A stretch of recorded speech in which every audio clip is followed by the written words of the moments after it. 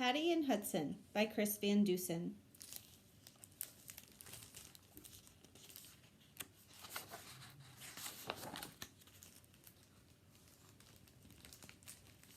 Haddie McFadden loved to explore.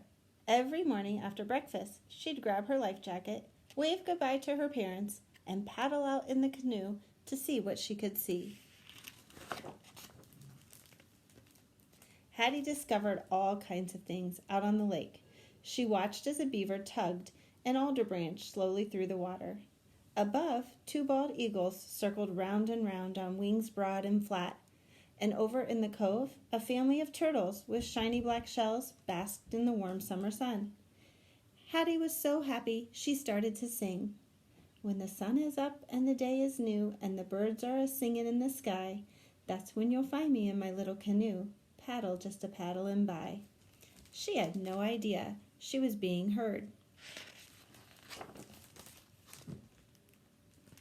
Down at the bottom of the lake, in a cave, dark and deep, there lived a mysterious creature. He was enormous, but elusive. He never ventured up to the surface. He spent his days down below, all alone and out of sight.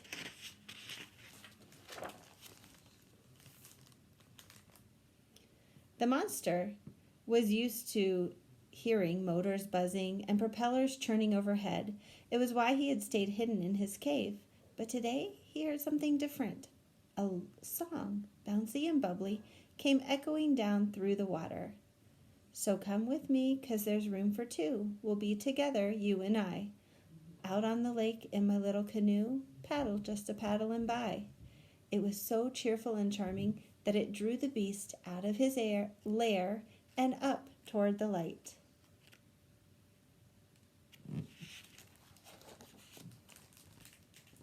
He broke through the water, drawn by the music, and there, just off to his right, was a young girl alone in a canoe, singing.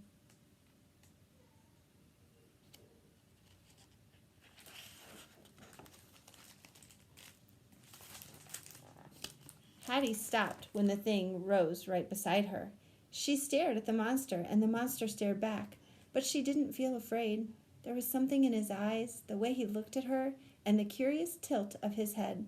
It was almost as if he wanted to hear more. So Haddie softly continued singing. When the sun goes down and the day is through and the moon is a-risin' in the sky, I'll take you home in my little canoe, paddle just a paddlin' by.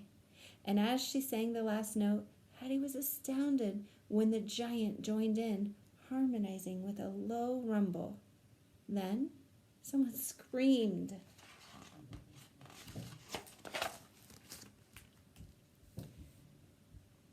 People pointed. Some fainted. Motors roared as boats fled in a frenzy. Amid all the commotion, the creature slid beneath the water, and Haddie paddled slowly and silently back to the dock.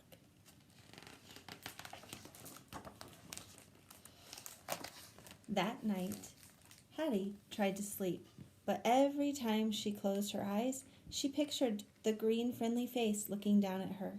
She wondered if she'd ever see him again. She decided she had to find out.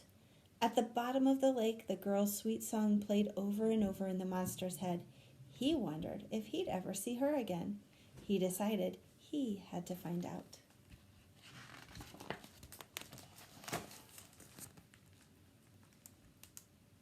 Haddie paddled her canoe quietly through the darkness. She stopped, waited, and looked down into the rippling water. Suddenly, a massive black shape emerged from the depths. Two glowing eyes grew brighter and brighter as the shape grew closer and closer.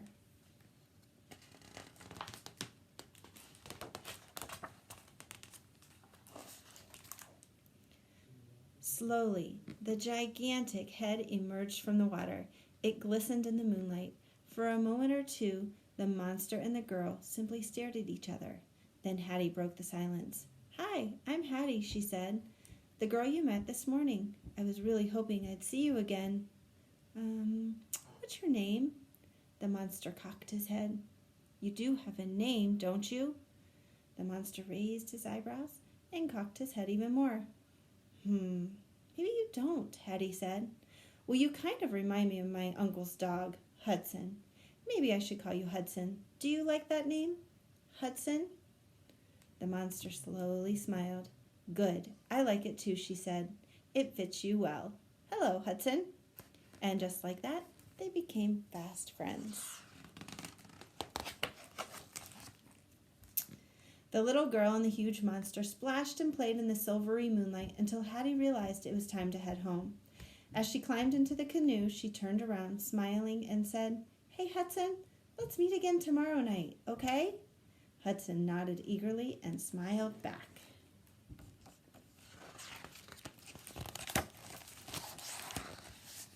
The next afternoon, there was a meeting at the town hall. Everyone was yelling and suggesting ways to get rid of what they called the deadly beast. If only they knew him, Haddie thought. She tried to say something, but she was interrupted. She tried again, but no one heard her. She tried several times to speak. Finally, she gave up. When the meeting was over, Haddie walked home with her dad. She felt a little sick.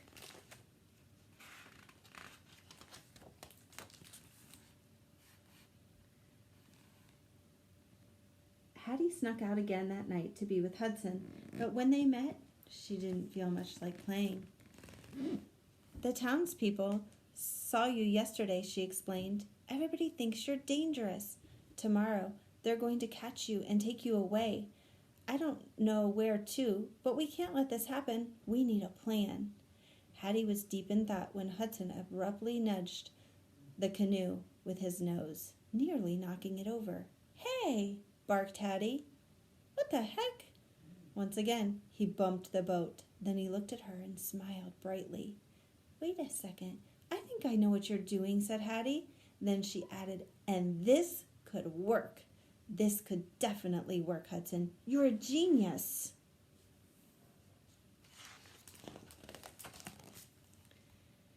At the break of dawn, Haddie paddled her canoe over to the town landing. The men were already gathered, loading their boats with radars, ropes, and netting. Haddie started to feel sick again. But she had to stay focused. She had to stick to the plan. She had to save her new friend. So she paddled her canoe away from the shore and to the center of the lake. Then she waited. I'm wondering if your stomach has ever felt that way when you're nervous about something or worried.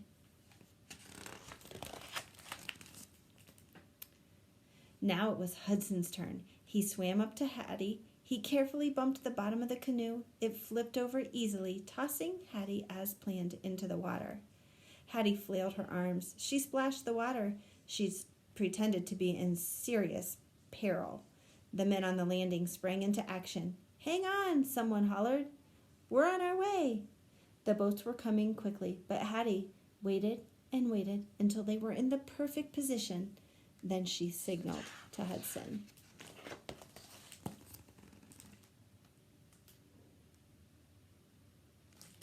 Can you see Haddie right there? What did Hudson just do? The people stared in complete stunned silence as Hudson slowly swam past. When he reached the landing, he gently lowered his head so Haddie could slide off. Now it was Haddie's turn to hold a meeting. This is Hudson, she said bravely. He's a friend of mine. I know you think he's scary and mean and dangerous, but he's actually very friendly. He won't hurt you, I promise. This lake is his home, and I think he deserves to stay. Once you get to know him, I'm sure you'll agree. Haddie paused. Everyone stood still. Then a young boy slowly walked up and patted Hudson gently on his nose. Another child followed, then another. Soon a few adults cautiously stepped forward. Before long, a crowd had gathered around Hudson. It took some convincing, but eventually everyone welcomed the idea of having Hudson around. He even became something of an attraction. People traveled from far and wide to spend time with the famous friendly monster. But when the sun went down and the visitors left for Haddie and Hudson, everything was just as it had been since the beginning. And every night, They met in the same place, played the same games, and splashed and frolicked under the big silver summer moon.